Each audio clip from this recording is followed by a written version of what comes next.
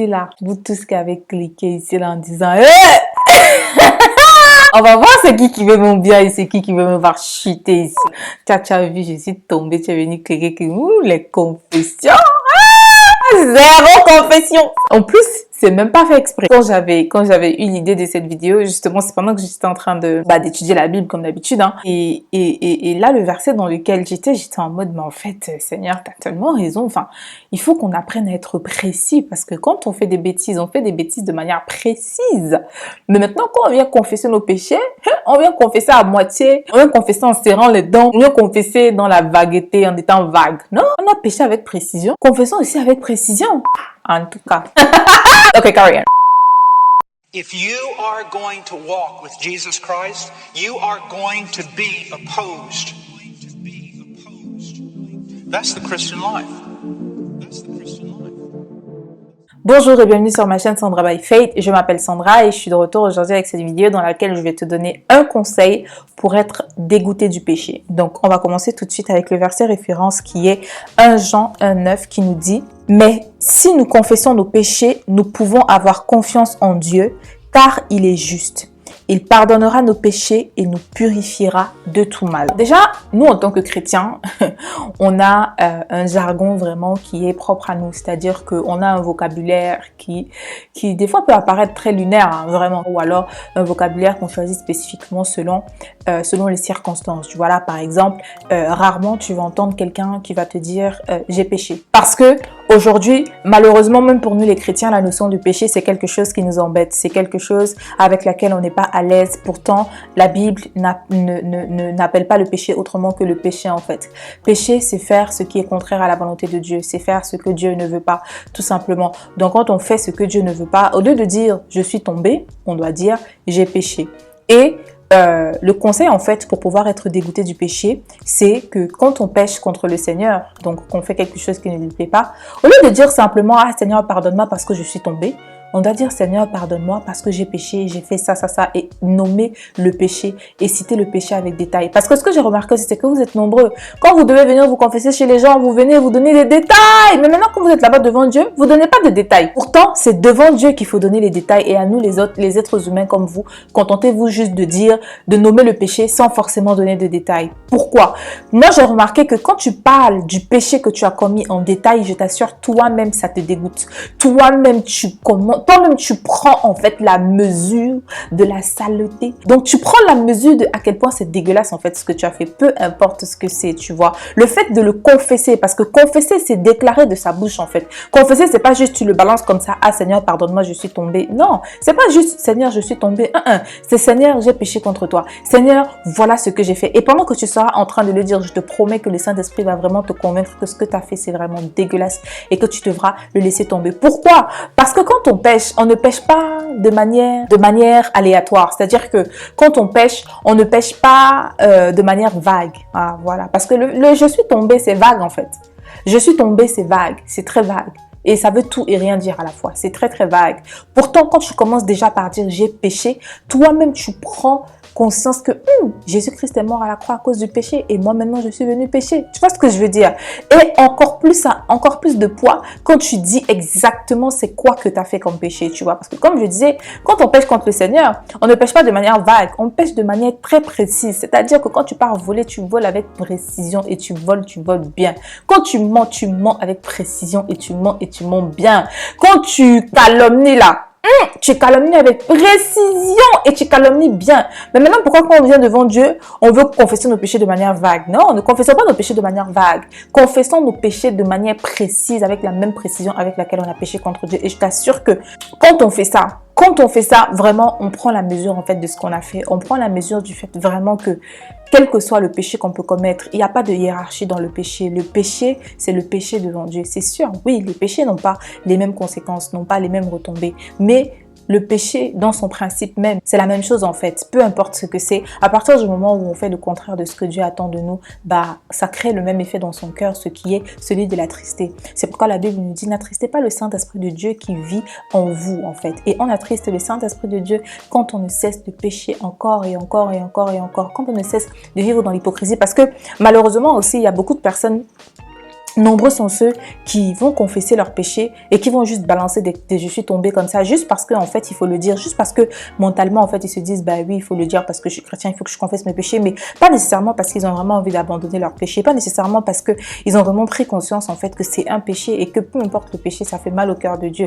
Non, ils le font juste parce que, bah voilà, voilà, il faut le faire. Ce qui fait que des fois, tu entends les gens te parler, ah, je suis tombé, ah, je suis encore tombé, et qu'ils le prennent à la légère, en fait. Pourtant, c'est effectivement à cause de ce péché-là que Jésus il est mort à la croix, tu vois. Donc, le conseil que je te donne, c'est de te confesser avec précision. Confesse-toi devant Dieu. Comme je dis, quand tu es devant Dieu, confesse-toi avec précision. Ce que tu as fait là, dis ça avec précision, avec tous les détails de ce que tu as fait devant Dieu. Seigneur, voici. Oui, le Seigneur sait déjà ce que tu as fait. Oui, bien sûr, bien sûr.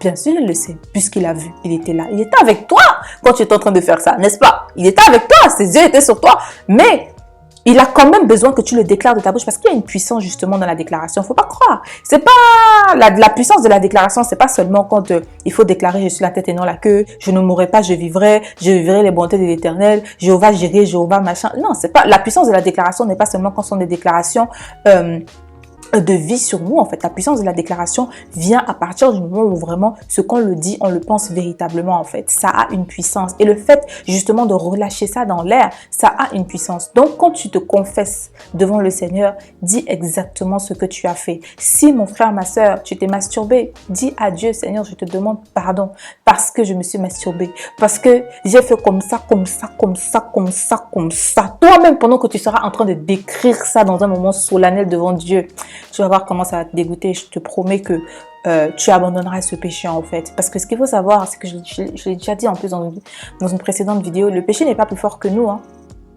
Le péché n'est pas plus fort que nous.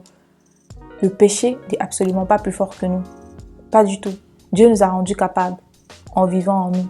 Dieu nous a rendus capables de résister au péché. Parce que la Bible nous dit de résister au péché. Elle ne dit pas de vaincre le péché. Parce que le péché a déjà été vaincu. Amen.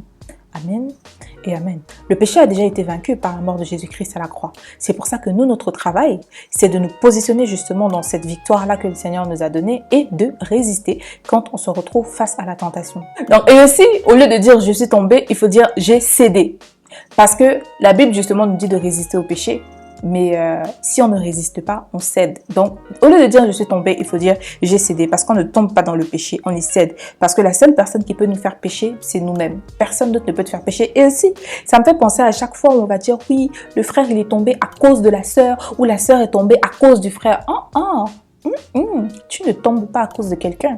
Tu ne cèdes pas au péché à cause de quelqu'un d'autre que toi-même. Parce que la Bible nous dit dans Jacques, mais chacun est tenté quand il est attiré et amorcé par sa propre convoitise. Chacun est tenté quand il est attiré et amorcé par sa propre convoitise. Donc, si tu as cédé au péché avec la sœur, c'est pas parce que la sœur t'a tenté, frère. C'est parce que toi-même, tu avais déjà la convoitise dans ton cœur. C'est parce que toi-même, tu entretenais déjà des pensées d'impureté, que au final, quand tu as eu l'opportunité de justement mettre en œuvre ces pensées que tu n'as pas cessé d'entretenir dans ta tête, eh bien tu as cédé au péché avec la sœur. Donc non, tu n'es pas tombé, tu as cédé. Quand on pêche volontairement contre le Seigneur, on ne tombe pas, on cède au péché. Parce que comme je le dis encore, le contraire de résister, c'est céder. Donc, appelons un chat et disons qu'on a cédé au péché, d'accord? Donc, il faut apprendre à appeler un chat.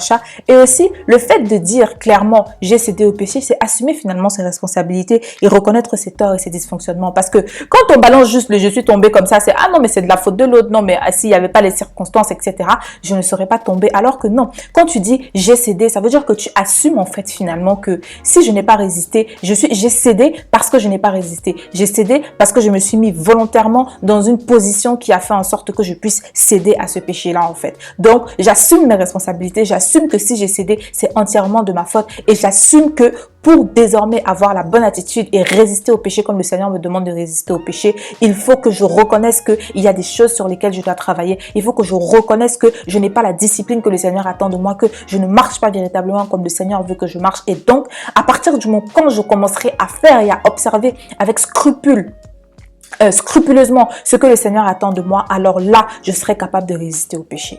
Donc, déjà prendre cela en compte et que quand on pêche, au lieu de sortir des « je suis tombé », il faut dire « Seigneur, j'ai péché » et d'être très explicite dans sa description du péché qu'on a fait et l'abandonner aux pieds de Dieu et dire « Seigneur, je le dépose à tes pieds, je te demande pardon et je crois que tu m'as entendu, que tu m'as pardonné et que tu me purifies en fait de tout mal.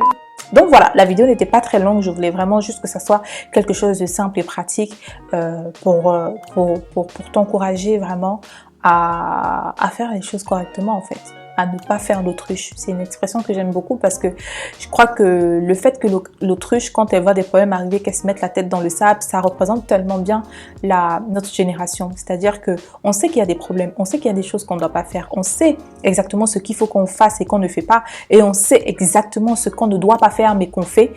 Et jusque-là, on se comporte comme si tout allait bien, on se comporte comme si on se dit, en fermant les yeux, si je vois pas ce qui se passe, alors rien ne se passe. Si je me mets la tête dans le sable, alors rien ne se passe. Si je laisse couler, alors rien ne se passe. Alors que non, en fait.